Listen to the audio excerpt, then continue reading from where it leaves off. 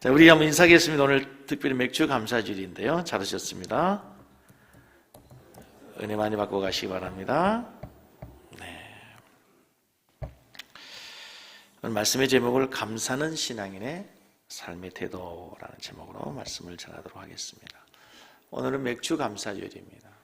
또 맥주 좋아하시는 분 오늘 맥주 주는 날로 착각하시면 안 되고요. 여기서는 맥주는 보리를 거둔다는 그런 의미로 맥주 감사절이를 합니다.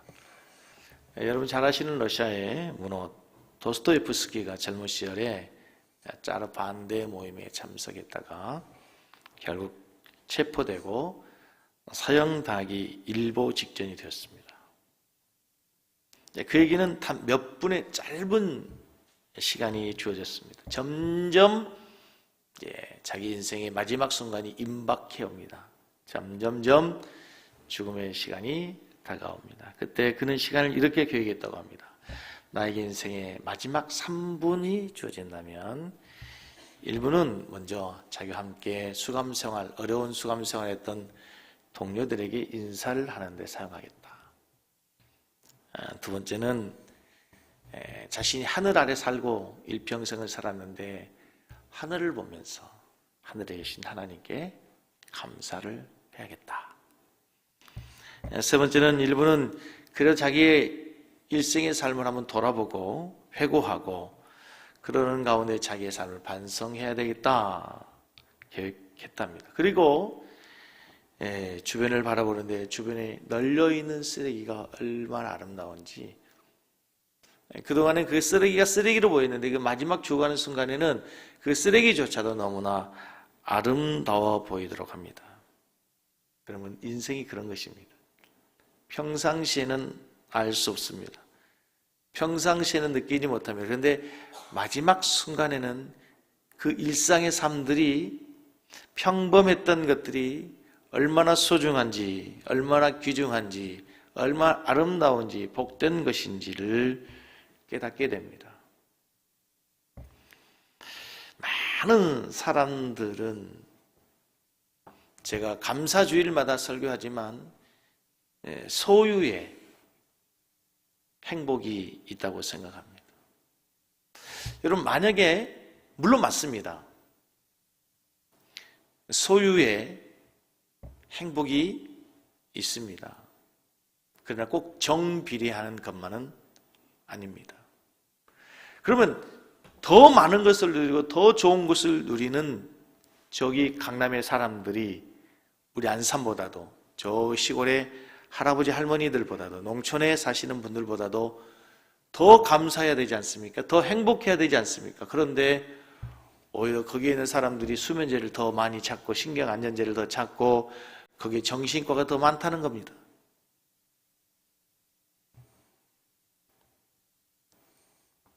한 가지 분명한 것은 소유는, 물질은 우리에게 많은 것을 만족하게 하고 기쁨을 주지만 꼭 소유의 모든 것이 행복에 있는 것은 아닙니다.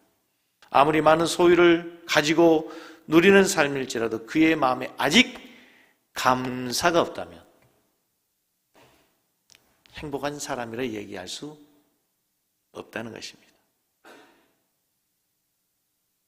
우리 그리스도인들은 다른 어떤 공부보다도 먼저 감사하는 법을 배워야 될 줄로 믿습니다. 감사하는 것을 배우고 감사의 예수를 배울 때 그때 우리가 행복하다. 그때 비로소 우리의 영혼이 만족함을 누릴 수 있다고 하는 것입니다. 여러분, 사람이 가장 행복한 순간은 감사하는 순간입니다. 사람이 가장 추하게 보일 때가 언제입니까? 많은 것을 누리고 있음에도, 높은 자리에 있음에도, 많은 것을 소유하고 있음에도 불평할 때, 원망할 때 그 사람이 그렇게 추해 보입니다. 다시 말씀드리면 우리 신앙인의 태도, 신앙인의 삶의 태도는 무엇보다도 하나님 앞에 감사하며 살아가는 우리 성도들이 되기를 간절히 축복합니다. 부탁드립니다. 옆에 계신 분에게 인사하겠습니다. 감사합니다. 범사에 감사합니다. 그래도 감사합니다. 그리 아니하실지라도 감사합니다. 내가 그렇게 인사해도 쳐다보지 않아도 감사합니다.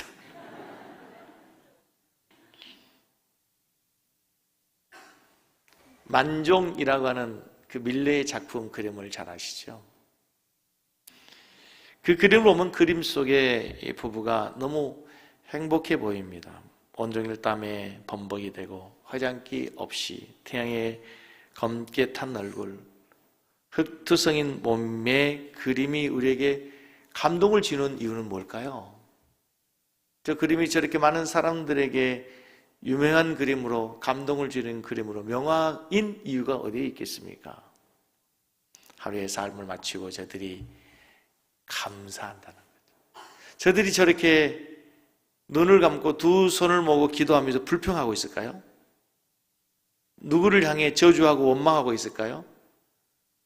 하루를 살아있음에, 하루를 생활할 수 있음에, 건강에 있음에, 농사할 수 있음에 하나님 앞에 감사하고 있었을 거예요. 이 시대에 만종의 그림을 그리며 살아가는 우리 성도 되기를 축복합니다. 탈무드에 보면 이런 말이 있답니다. 세상에서 가장 현망한 사람은 배우는 사람이요. 같이 읽습니다.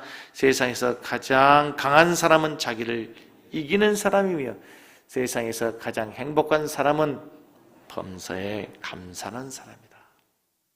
가장 현명한 사람은 늘 배우는 사람. 가장 강한 사람은 성을 빼앗는 것보다도 자기 자신을 이기는 사람. 가장 행복한 사람, 범사에 감사하는 사람이에요. 그래서 영국의 한 시인은 그렇게 기도했답니다. 주님, 저에게 너무 많은 것을 주셔서 감사합니다. 그러나 하나님, 한 가지만 감히 더 주시기를 기도합니다. 나에게 이 모든 것을 감사할 수 있는 마음을 주십시오. 하나님, 저에게 주신 은혜와 축복이 너무나 크고 놀랍고 감사합니다. 그러나 감히 한 가지 더 구하옵고 원하옵나니 저에게 감사하는 마음을 다하여 주십시오. 한번 따라서 할게요. 하나님, 감사합니다. 이 모든 것 감사합니다.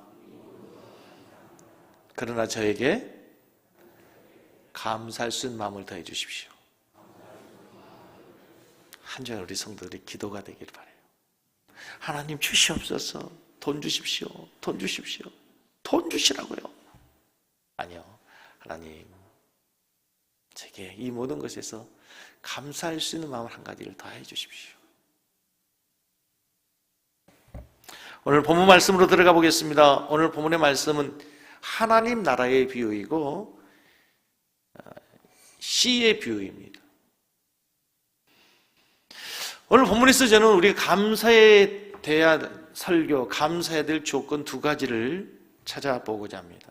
오늘 본문의 내용이 이런 거죠. 어떤 사람이 농부가 땅에다 씨를 뿌렸어요. 이 농부는 씨를 뿌리고 며칠을 지난 다음에 싹이 트고 이 싹이 튼 이 씨앗이 점점 자라서 잎사귀가 나고 꽃이 피고 이삭이 맺히고 열매가 맺혀지게 되는 거예요. 그런데 오늘 본문 27절 말씀을 보시면 27절 말씀해 보시면 27절 그가 밤낮 자고 깨고 하는 중에 씨가 나서 자라되 어떻게 그리 되는지를 그러니까 농부가 씨를 뿌립니다. 어느 날 싹이 나죠. 잎사귀가 납니다. 꽃이 핍니다. 이삭이 맺히고 열매가 맺혀지게 됩니다.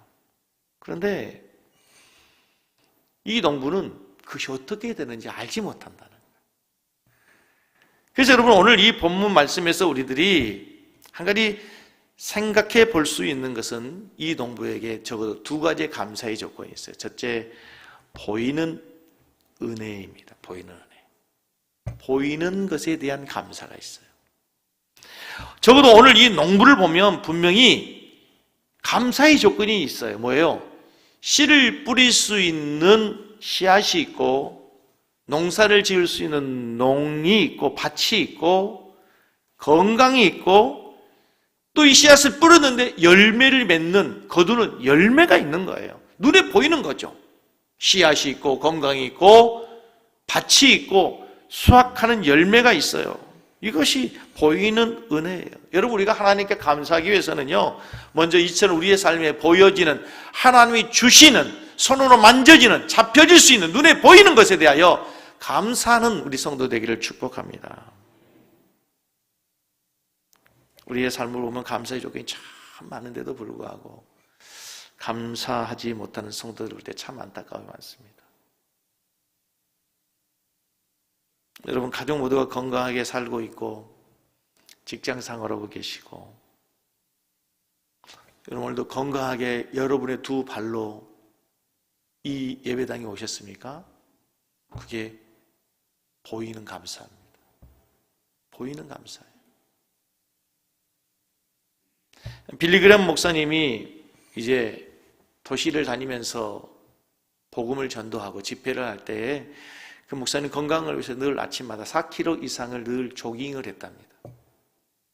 하루는 어느 도시에서 이제 어느 날과 똑같이 아침 운동 조깅을 하는데, 나이 드신 노인이 두 발을 쓸 수 없어서 휠체어에 앉아서 운동하는 자신의 모습을 바라보면서 그렇게 부러워하는 눈으로, 부러워하는 모습으로 빌리그램 목사님 바라보더랍니다. 그래서 이 목사님이 그날 아침에 운동을 마치고 집에 들어가 무릎 꿇고 하나님께 회개하며 기도했답니다. 하나님, 제가 이렇게 마음껏 매일 걸을 수 있고 뛸 수 있고 운동할 수 있는 것, 이것이 너무 큰 은혜이고 너무 큰 감사인데 제가 그동안에 감사하지 못한 것 회개합니다. 건강을 주신 것, 걸을 수 있는 것 감사합니다. 우리 사랑하는 성도님들, 자녀들을 위해서 기도 많이 하시죠? 자녀들로 인해서 감사하십니까? 아니면 속상합니까? 내가 너 때문에 못 살아! 속상하세요?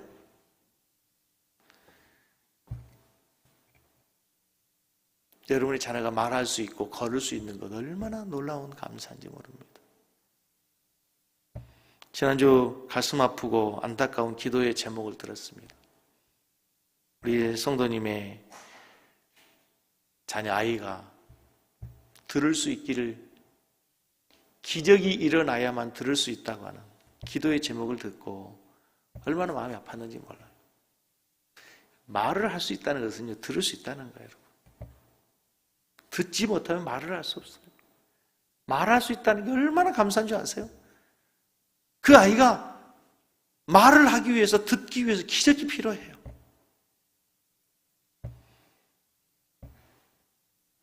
제가 볼 때 보이는 은혜가 너무나 분명한데, 너무나 감사의 조건이 많은데도 불구하고 오늘날 현대인들이 감사하지 못합니다. 불평합니다.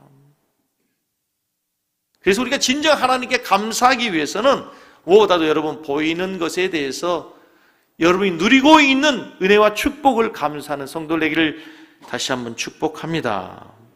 그런데 여러분, 우리가 이런 보이는 은혜, 누리는 축복에 대해서 감사하지 못한 이유가 어디에 있습니까? 그것을 너무나 당연하다고 생각하기 때문에 그래요. 지극히 당연하기 때문에 감사의 조건이라고 생각하지 못하는 거예요.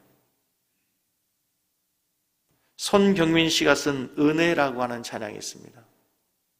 반주 좀 해보세요. 이 찬양에 보면은요, 손경민 씨가 쓴 그 찬양의 가사의 가사를 보면은 나오기로 약속이 되어 있는데, 얘가 악보를 한번 띄워줘 보시면요, 여러분, 이분이 어느 날 하나님의 은혜를 묵상하다가 가사를 쓰기 시작했는데, 자기가 누린 모든 것이 당연한다고 생각했는데 사실은 생각해 보니까 그것이 하나님의 은혜였다는 거예요. 우리 한번 찬양 한번 하겠습니다.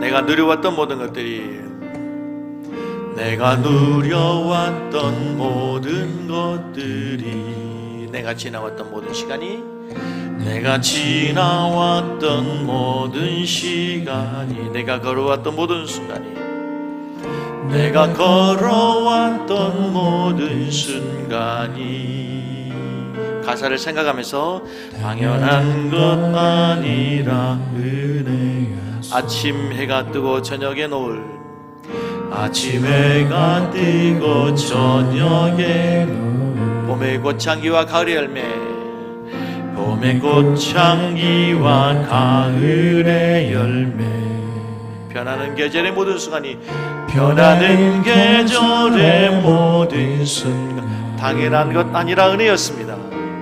당연한 것 아니라 은혜였소. 모든 것이 은혜,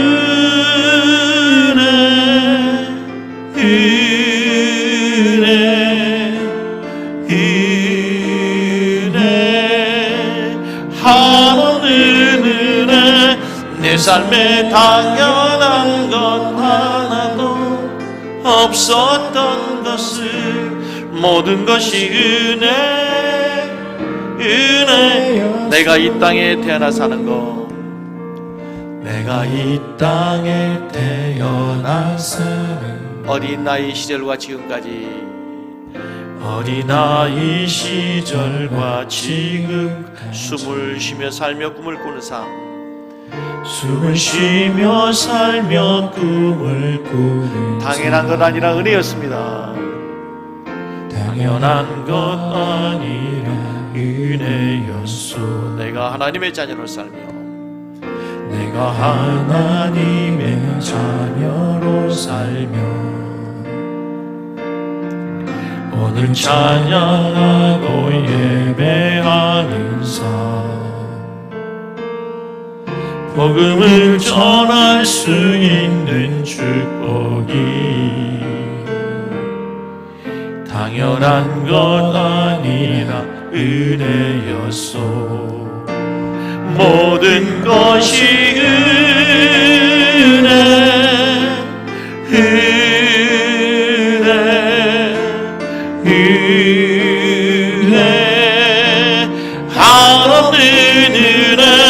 내 삶에 당연한 것 하나도 없었던 것을, 모든 것이 은혜였소. 가사에 보면 이렇게 되어 있습니다. 내가 누려왔던 모든 것들, 내가 지나왔던 모든 시간이 당연한 것 아니라 생각해 보니까 그게 은혜였다는 거예요. 여러분, 아침에 해가 뜨기 위해서 여러분 기도해 본 적 있나요? 저녁에 노을을 보기 위해서, 새봄의 꽃향기를 위해서 여러분 금식하며 기도해 본 적이 있어요? 그런데 그 모든 것들이 나도 모르는 사이에 가을의 열매가 우리에게 주어진 거예요. 우리는 당연하다고 생각했는데, 그런데 그것이 하나님께서 우리에게 베풀어 주신 은혜였다는 것을 이 송경미 씨가 어느 날 깨닫게 된 거예요. 내가 이 땅에 태어나 사는 건 어린 아이 시절부터 지금까지 매일 숨을 쉬고 꿈을 꾸고 살아가는 이 삶이 당연한 것 아니고 하나님 은혜였어요. 하나님 은혜. 여러분, 이 자리에 예배하고 있는 것, 여러분 얼마나 큰 은혜인지 몰라요. 아무나 올 수 있는 자리가 아니에요. 아무에게나 주어지는 것이 아니란 말이죠. 모든 것이 은혜, 모든 것이 은혜, 한없는 은혜. 내 삶에 당연한 것 하나도 없어. 그렇습니다. 우리가 살고 있는, 누리고 있는 이 모든 것이 절대 당연한 것이 아니라 하나님의 은혜라고 하는 사실을 깨닫고 고백하는 성도 되기를 축복합니다. 우리가 누리고 있는 것들 얼마나 많습니까? 건강이 있으세요? 젊음이 있습니까? 돌아갈 가정이 있으세요? 일할 수 있는 직장이 있고 일터가 있으세요? 아, 그거 놀라운 은혜입니다. 은혜예요. 감사의 조건입니다. 여러분이 대한민국에 태어나서 살고 있는 거 감사해 본 적 있습니까? 여러분 같은 대한민국에도 38선 이북에서 여러분이 태어났다면 어떻게 이럴 뻔했어요? 이런 자유가 있습니까? 그걸 감사해 본 적이 있으세요? 우리나라 정말 살기 좋은 나라입니다. 삼천리 반도 금수강사 사계절이 있는 나라. 저는 외국을 다니면서요 너무너무 애국자가 됐어요. 외국을 다녀보면 다녀볼수록 정말 애국자가, 우리나라처럼 좋은 나라가 없어요. 우리나라처럼 세계에서 복지가 가장 잘된 나라 없어요, 여러분. 미국 가가지고요 제가 좀 고질적인 허리가 좀 안 좋아가지고 딸에게 나 침을 좀 한번 맞았으면 좋겠는데 침 맞을 곳 있냐? 아빠 있지요. 근데 조금 비싸. 저는 얼마 생각했을까요? 우리 한의원 가면 10,000원이면 뜸 뜨고, 그죠? 찜질에다가 침 맞고 다 해가지고 물리치료까지 해가지고 10,000원이면 되잖아요. 아빠 최하 싼 데가 50불 할걸? 65,000원. 침 한 번 맞는데. 여러분 우리나라에 일정한 나이가 되면 50세 이상이 되면 국가에서 의무적으로 건강보험 적용해서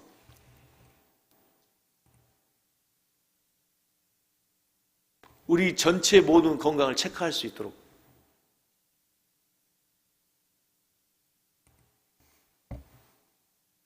의료봉단에서 건강검진을 해주지 않습니까? 여러분 외국에 그런 거 없습니다. 그거 하려면요 외국에서는요 몇천 불입니다. 몇천 불. 우리나라 돈으로 딸에 얘기하면 최소한 200만 이상이에요. 우리는 무료예요, 무료. 근데 하라고 하는데도 안 해. 하라고 하는데도 안 해. 귀찮아.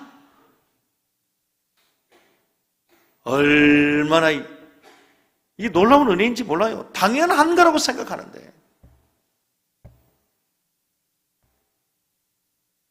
저에게 하나님 주신 보이는 은혜가 있어요. 셀 수 없을 만큼, 두 손이 부족할 만큼. 하나님께서 부족한 종에게 평안하게 목회하게 하시고 건강한 교회를 이루어가게 하시고 또 우리 좋은 성도들을 만나게 하시고 이렇게 또 은혜로운 찬양팀과 함께 찬양하면서 예배할 수 있는 거 당연한 건 아니고 뭐라고요? 은혜라니까요. 은혜예요, 여러분. 우리 교회처럼 은혜로운 찬양으로 찬양하는 교회가 얼마나 되겠어요, 여러분.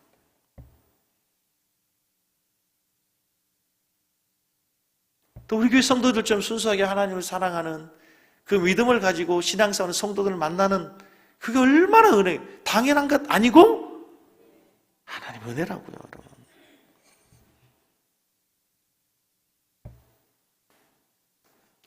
가족에게 건강을 주시고 또 자녀들에게 감당할 수 없는 은혜를 주시고 아무리 생각해봐도 내 노력으로 내 열심으로 이런 목회에 이룰 수 없고 자녀를 그렇게 공부시킬 수 없는데 생각해보지 못한 내가 기대한 것보다도 내가 상상했던 것보다도 하나님 은혜를 주신 거예요. 제가 10일 정도 혼자 생활을 했습니다. 지난주에. 여러분 밥을 먹는들 혼자 먹는 밥 세상에 제일 맛없는 밥 아시죠? 혼자 먹는 밥. 거기에 고기가 있고 반찬이 아무리 많으면 뭐하게 혼자 먹는 밥.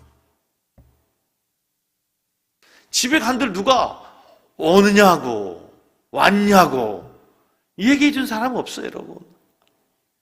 돌아갈 가정이 있고 우리말로 지지고 볶고 해도 함께 생활할 수 있는 가족이 있다는 게 이게 얼마나 감사한 일이에요, 여러분.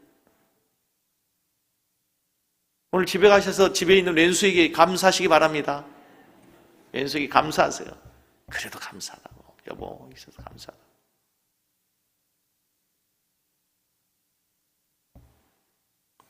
여러분들에게 보이는 은혜는 무엇인가요?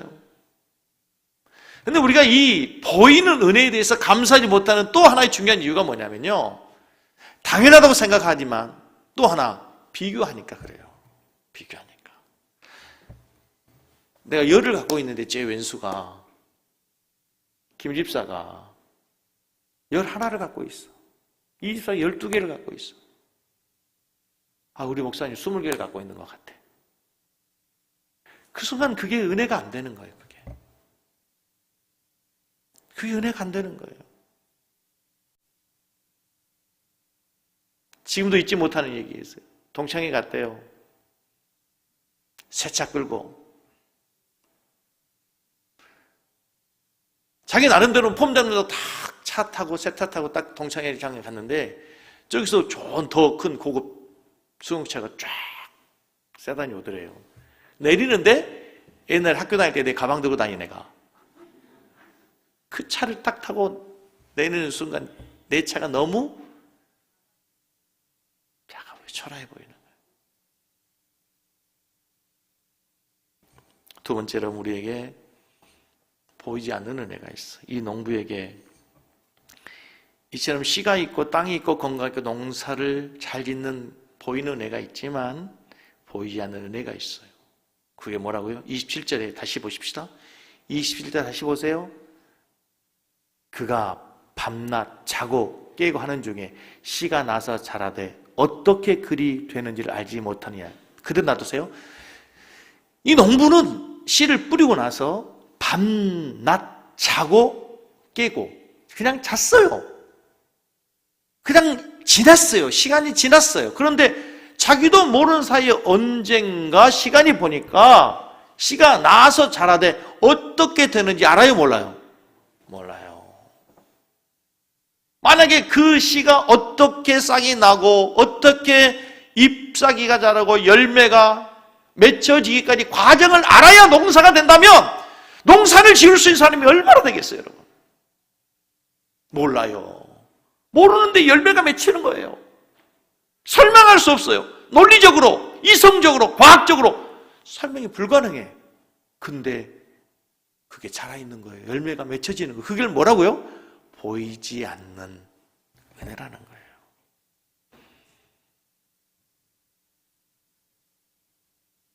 내가 자고 있는 중에, 내가 밤낮 자고 있는 중에, 내가 의식하지 못하는 중에 하늘에 햇빛이 떠요. 하늘에 비가 내려요. 적당한 온도를 하나님이 주세요.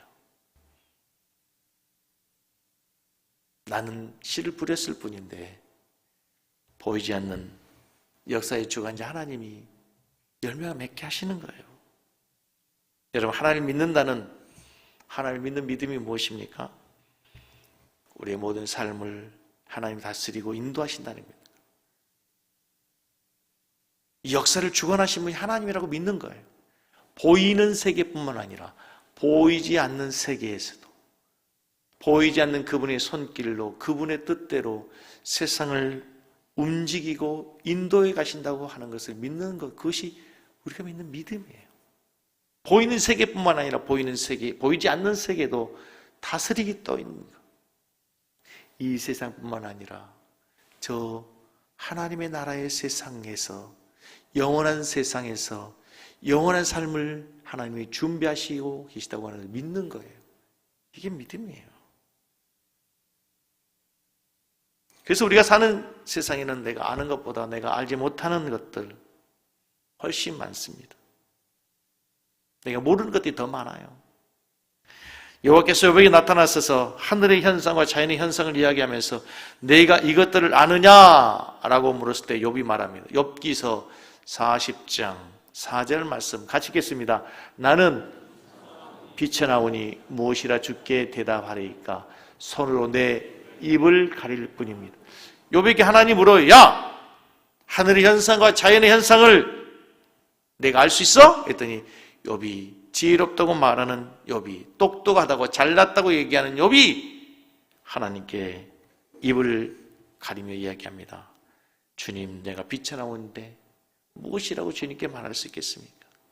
이게 욥의 이야기가 아니라 우리의 이야기. 우리 인생이 어떻게 이렇게 되는지, 여러분의 인생이 어떻게 여기까지 오게 됐는지 여러분 설명할 수 있나요? 네가 지금 그걸 누리고 있는 그 축복이 어떻게 네가 지금 그런 은혜를 누리고 사는지 설명하라면 우리가 설명할 수 있을까요? 그래요, 여러분. 사람이 성장하고 살아가는 모든 일에는 보이는 은혜가 있고 보이지 않는 은혜가 있어요. 보이지 않습니다. 알지 못합니다. 기억나지 않습니다. 그렇다고 하나님의 은혜가 없는 것 아니고 하나님의 은혜가 떠난 것 아닙니다. 우리가 상상할 수 없는 놀라운 은혜, 놀라운 축복이었다고 하는 것을 지나고 보면 알게 되고 고백하게 되는 거예요. 저희 친한 친구 목사님 아들이 사귀는 자매가 있었습니다.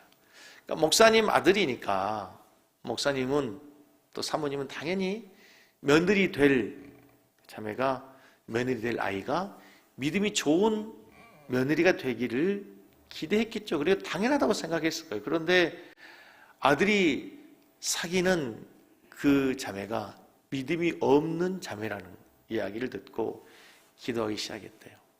최소한 세례는 받아야 되지 않겠니? 그래도 예수를 믿는 믿음은 갖고 결혼해야 되지 않겠니? 기도했대요. 그런데 어느 날 아들이 그러더랍니다.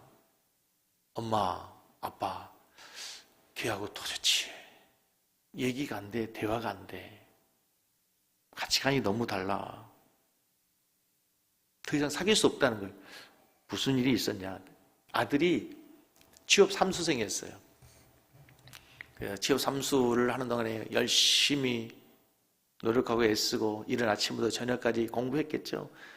그래서 S그룹에 합격을 했어요. S그룹 합격 그 순간에 그 확인하는 순간에 그 옆에 그 자매가 있었어요.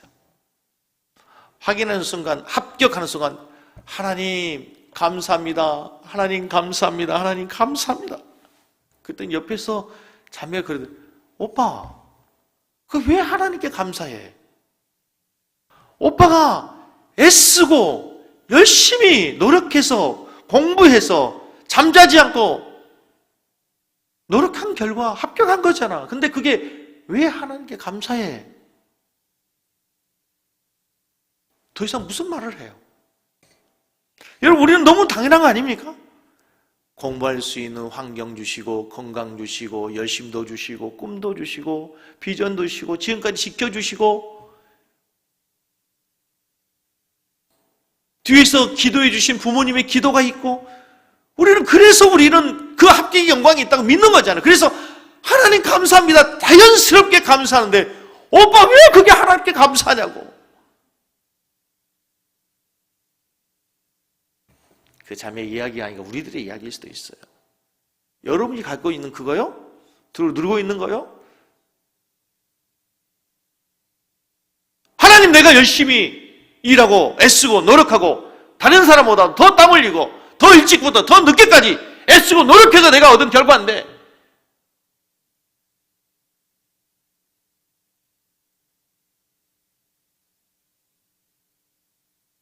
내 수고한 거라고, 내 것이라고 착하기라는 거죠. 교회를 목회하면서 보이지 않는 하나님 은혜에 감사할 수밖에 없어. 늘 고백하지만 정말 어떻게 내가 우리 이렇게 좋은 성도님들 만날 수 있었겠어요? 어떻게 이렇게 좋은 예배당에서 목회할 수 있었겠습니까? 보이지 않는 하나님 은혜, 제가 한 것보다도, 제가 노력한 것보다도, 기대한 것보다도, 기도한 것보다도, 꿈꾸는 것보다도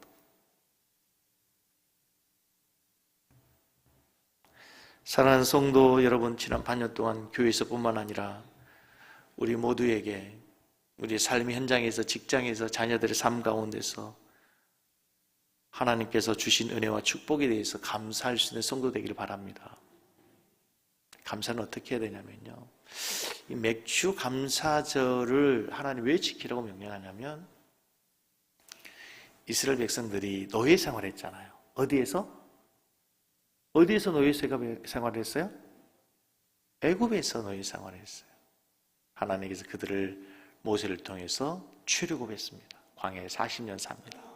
40년 동안 뭘 먹어요? 만나를 먹어요.